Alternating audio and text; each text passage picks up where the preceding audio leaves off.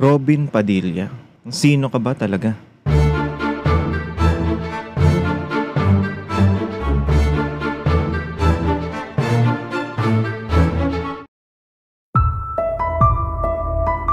Robin Hood Ferdinand Carreño Padilla ay kilalang aktor at tinatawag na bad boy ng cinema scene. Pero tila ang bad boy, isa palang good boy. Noong nagdeklara na tatakbo sa pagkasenador, maraming nagulat ng husga at tumaas ang kilay ng ilan nating mga kababayan. Artista lang yan, walang magagawa sa bayan yan. Ang lakas ng loob tumakbo, wala na kasing project kaya tatakbo. Hindi mananalo yan. At nagdesisyon na nga ang madla. Nung nagdaang 2022 election, nag-number 1 ang hinuhusgahan ng ilan. Paanong nangyaring ang sinasabihan na walang alam ay nag-number 1? Tara, kilalanin natin ang bahagya, si Bad Boy.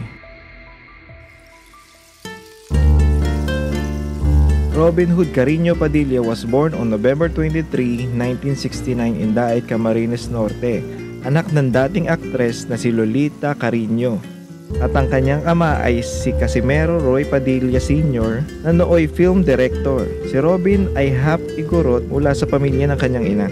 Kinuha niya ang kanyang elementarya sa Siena College of Quezon City at umattend ng high school sa St. Louis University. Sa edad na 17, huminto si Padilla sa pag-aaral para sa kanyang acting career. He finished his bachelor's degree in criminology sa Philippine College of Criminology. Gumawa ng mga pelikula si Robin Padilla sa Viva Films. Teka. Iba yung nasa isip mo ah.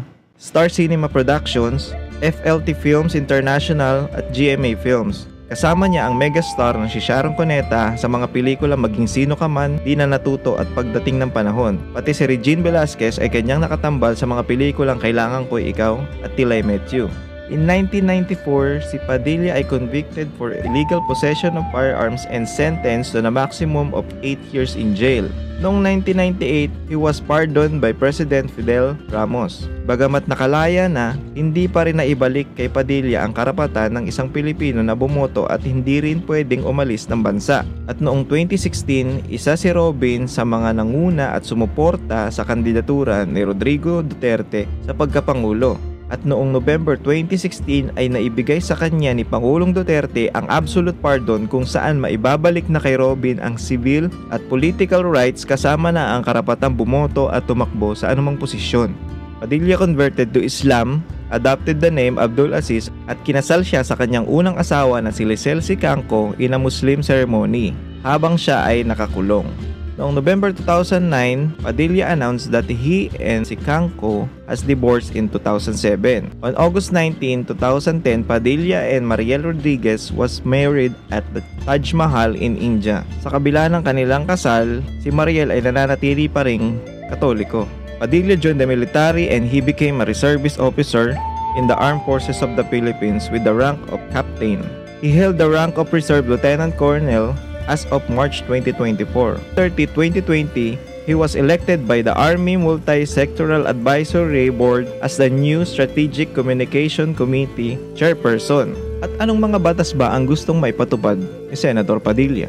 Inihain ni Padilla noong unang linggo ng Hunyo ang kanyang unang 10 panukalang batas, kabilang na ang Equal Use of Language Act, Medical Cannabis Compassionate Access Act, pag-amyenda sa Rice Verification Law, Mandatory ROTC, Muslim Rights, Rights of Entertainment, Industry Workers, Same-Sex Civil Union, Benefits of Barangay Health Workers, Funding for Local Government Unit Projects, and Anti-Sexual Harassment. Paano nga bang nanalo itong si Padilla? May nagawa ba siya para mahalin at iboto ng taong bayan? Tingnan natin. Early recovery project sa Mindanao na pinatupad ng UNDP. Isa si Robin sa mga tumulong sa mga apektado ng gera noong sa Marawi. The Philippine military has bombarded parts of the city of Marawi and deployed scores of soldiers as it seeks to push back against militants from groups linked to Islamic State. The crisis in the southern Philippines has already left more than 100 people dead, including many civilians, stoking fears of an expansion of Islamic State in Southeast Asia. Government must put an end to this. Nagbigay ng 10 million pesos kung saan ang 5 milyon dito ay tinulong sa mga psychosocial program para sa mga batang apektado ng gera. At ang 5 milyon ay binigay niya bilang relief good para sa mga pamilyang apektado ng gera. Binuo ang Tindig Marawi noong 2014. Tumulong din si Padilla sa mga apektadong pamilya noong nagkaroon ng gera sa Zamboanga.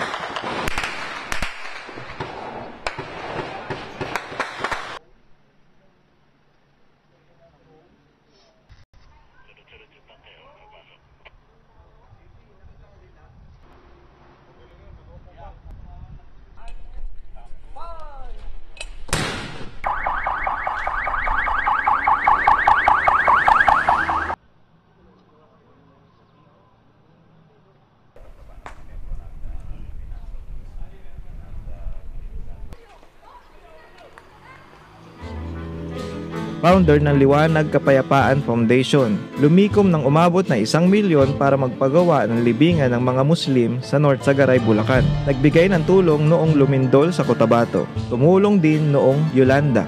Ngayon, alam nyo na kung ano ang nakita ng mga taong bumoto kay Robin noong nakaraang eleksyon. Minsan, ang mga taong nakaranas ng pagsubok sa buhay, sila pa ang may pusong tumulong. Lagi mong tatandaan, iboto mo ang may puso sa tao, hindi yung boboto ka para sumabay lang sa uso. Kung gusto mo ang ganitong mga video, please subscribe to my channel at huwag mo na rin kalimutang mag-like. I-comment mo na rin kung anong gusto mong pag-usapan natin sa susunod.